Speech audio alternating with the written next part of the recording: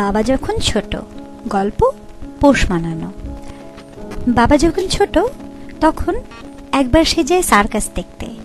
অদ্ভুত অদ্ভুত সব কত কাণ্ড কারখানা। তবে সবচেয়ে তার ভালো লাগলো বুনোজন্তুর খেলোয়াড়কে।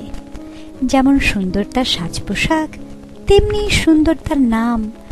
বাঘ, সিংহ সবাই তার ভয় থরহরি। সঙ্গে পিস্তল ছিল, তার হাতে চাবুক, কিন্তু সেগুলো সে প্রায় চালাচ্ছিলই না।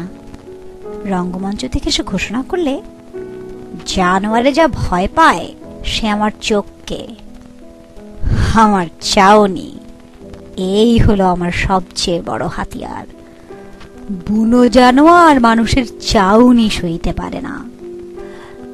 সত্যি সিংহের দিকে সূর্য একবার চাইছে মাত্র, সিংহ অমনি তুলে বসছে, লাফিয়ে যাচ্ছে পিপের ওপর, এমনকি মরার মতো শুয়ে পড়ছে। চাউনিও সইতে পারছে না। অর্কেস্ট্রায় ঝংকার উঠল, লোকে হাততালি দিলে, সবাই চেয়ে রইল খেলোয়াড়ের দিকে। লোকটা বুকে হাত রেখে চারিদিকে মাথা নুইয়ে অভিবাদন জানালো। একেবারে জমজমাট ব্যাপার। বাবারও ইচ্ছে হলো সে বুনো জন্তু পোষ মানাবে। ঠিক করলে প্রথমে এমন কোন জন্তুকে চোখ দিয়ে বশ করা যাক যে তত হিংস্র নয়। তো বাবা তো তখনও ছোট, বাঘ সিংহের মতো বড় বড় জানোয়ার কেঁটে ওঠা যে তার সাধ্যের বাইরে, সেটা বাবা জানত। শুরু করা ভালো কুকুর দিয়ে। তাও খুব বড় কুকুর হলে চলবে না, কেননা বড় কুকুর মানে তো প্রায় ছোট এক সিংহই। তাই ছোট এক কুকুর হলেই সুবিধে। শিগগিরই তেমন একটা সুযোগ মিলল। ছোট্ট শহর পাভলভপসাদ, ছোট্ট একটা পার্কও ছিল সেখানে। এখন সেখানে অবশ্যই মস্ত এক সংস্কৃতি ও বিরাম উদ্যান, কিন্তু ঘটনাটা অনেক দিন আগের। আর ছোট্ট বাবাকে সঙ্গে নিয়ে এই পার্কে একদিন বেড়াতে গেলেন ঠাকুমা। বাবা খেলছে, ঠাকুমা বই পড়ছেন। একটু দূরে সাজসজ্জা করে বসে আছেন এক মহিলা, সঙ্গে কুকুর, ইনিও বই পড়ছিলেন। কুকুরটা ছোট্ট, সাদা রং, বড় বড় কালো চোখ। বড় বড় সেই চোখ দিয়ে যেন ছোট্ট বাবার কাছে মিনতি করছিল কুকুরটা, বাড়ি বস মানার শখ আমার, এই ছেলে বস মানাও না, মানাও না আমায়। লোকে চাউনি আমি একেবারেই সইতে পারি না। ছোট্ট বাবাও অমনি গোটা পার্কটা পাড়ি দিল কুকুরকে বশ করতে। ঠাকুমা বই পড়ছিলেন, কুকুরের গিন্নিও বই পড়ছেন, কেউ সেদিকে নজর করেনি। বেঞ্চির তলে শুয়েছিল কুকুরটা, বড় বড় কালো চোখে হেঁয়ালি নিয়ে চেয়েছিল ছোট্ট বাবার দিকে। ধীরে ধীরে এগিয়ে আসছিল বাবা। তখন তো বাবা খুবই ছোট, ভাবছিল না, আমার চাউনিতে দেখছে কুকুরটার কিচ্ছু হচ্ছে না, সিংহ দিয়ে শুরু করলে কি ভাত তাহলে ভালো হতো।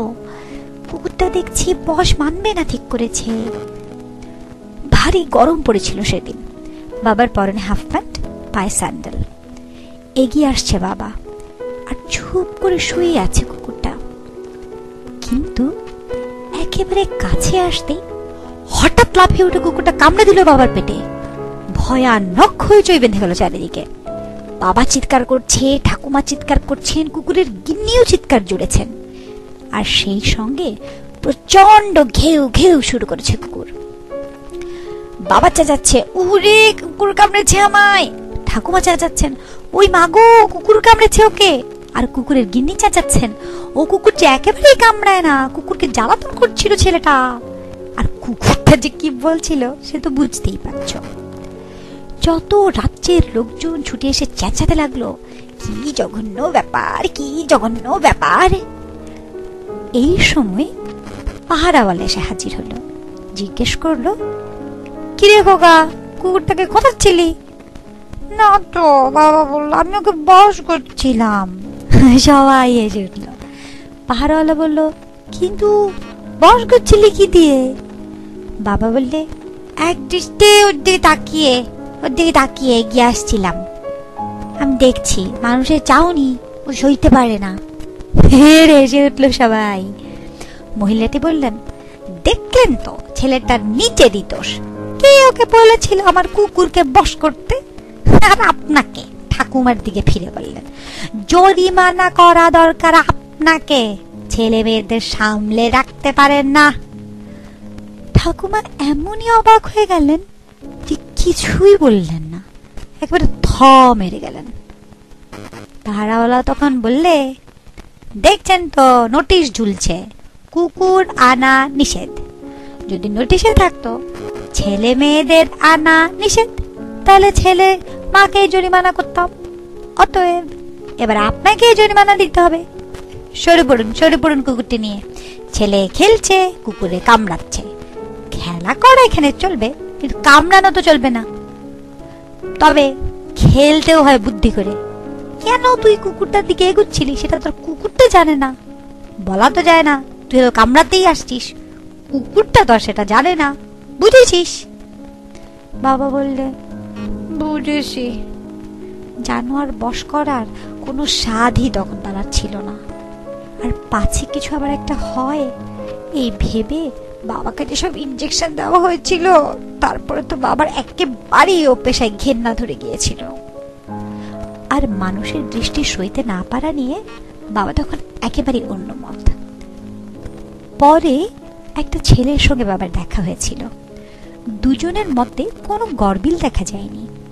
মস্ত এক বদ্রাকি কুকুরের চোখের পাতার লোম ছেঁড়ার চেষ্টা করেছিল সে।